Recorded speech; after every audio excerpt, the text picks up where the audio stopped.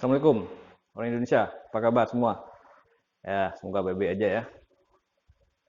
Saya entah kenapa tiba-tiba dengan teringat dengan suatu hal yang 2-3 tahun lalu pernah populer di Indonesia, yaitu kantin kejujuran. Setelah saya ingat tentang kantin kejujuran, saya coba cari di Google bagaimana perkembangan kantin kejujuran ini. Dan seperti yang sudah saya duga, berita-berita tentang kantin kejujuran ini umumnya berita-berita yang tidak enak lah, berita negatif. Kantin kejujuran di sini tutup, kantin kejujuran ini tutup, kantin kejujuran ini tutup. Hingga akhirnya pada tahun ini atau tahun kemarin sudah tidak terdengar lagi berita tentang kantin kejujuran. Ternyata, nah ini dia, kantin-kantin kejujuran itu banyak yang kehabisan modal. Barangnya habis, duitnya nggak ada. Sehingga mau tidak mau mereka tutup. Nah, padahal konsepnya kan sangat bagus itu kantin kejujuran. Nah, jadi kantin kejujuran itu tidak perlu ada petugas yang menjaga, hanya diletakkan ya barang-barang atau barang jualan di dalam kantin tersebut. Nanti ada orang beli, ya mereka mengambil barang, kemudian membayar sesuai dengan harga. Nah, kalau ada kembaliannya, mereka mungkin mengambil uang kembalian di dalam laci atau di dalam tempat yang disediakan. Secara konsep, kantin kejujuran ini sepertinya bukan hal yang terlalu susah lah. Di beberapa negara sudah diterapkan tentang kantin kejujuran dan mereka berhasil ya. Tetapi kenapa di Indonesia kantin kejujuran tidak berhasil? Nah, ini menjadi pertanyaan besar bagi kita. Apakah orang Indonesia tidak suka dengan kejujuran? Kalau orang Indonesia suka dengan kejujuran, buktinya kantin-kantin kejujuran yang ada dulu di sekolah-sekolah, ya kebanyakan di sekolah ya, di kantin-kantin instansi ya, sekarang tidak ada lagi.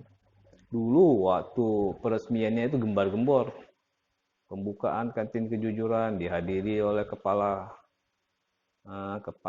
daerah, dihadiri oleh wali kota, dihadiri oleh bupati, gubernur, kementerian dan sebagainya.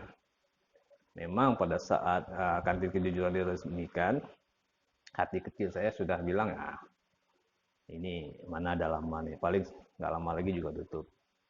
Jadi pesimis saya ini bukan karena apa, karena emang terbukti sebelum-sebelumnya ya tidak ada yang budaya kantin kejujuran itu di Indonesia. Atau ya mungkin ada sedikit, tapi secara umum tidak ada budaya, sangat-sangat jarang. Boleh kita lihat, mulai dari masa kecil saya di tahun 80-an hingga sekarang tahun 2020, itu tidak ada benar-benar kedai kantin atau toko yang menerapkan seperti konsep kantin kejujuran yang dipraktekkan. Ya, paling sekali-sekali mungkin ada ya. Nah, akhirnya apa yang kita simpulkan? Ternyata di Indonesia ini walaupun kita mayoritas semuanya beragama dan agama mengajarkan kita untuk jujur, ternyata kantin kejujuran itu tidak bisa diterapkan. Nah, memang saya belum mencoba langsung saat ini mengunjungi kantin-kantin kejujuran, tapi dari perbincangan saya dengan teman-teman, dari penelusuran saya di internet sudah tidak ada lagi kantin kejujuran. Mungkin kalau orang Indonesia ada masih melihat kantin kejujuran di sekitar, boleh diberi komen di bawah. Tulis di mana kantin kejujurannya. Kalau lokasinya ada di Banda Aceh, saya akan kunjungi. Tapi kalau lokasinya di luar ya, teman-teman aja nanti orang Indonesia yang akan memposting ya. Jadi saya juga heran ya, kenapa?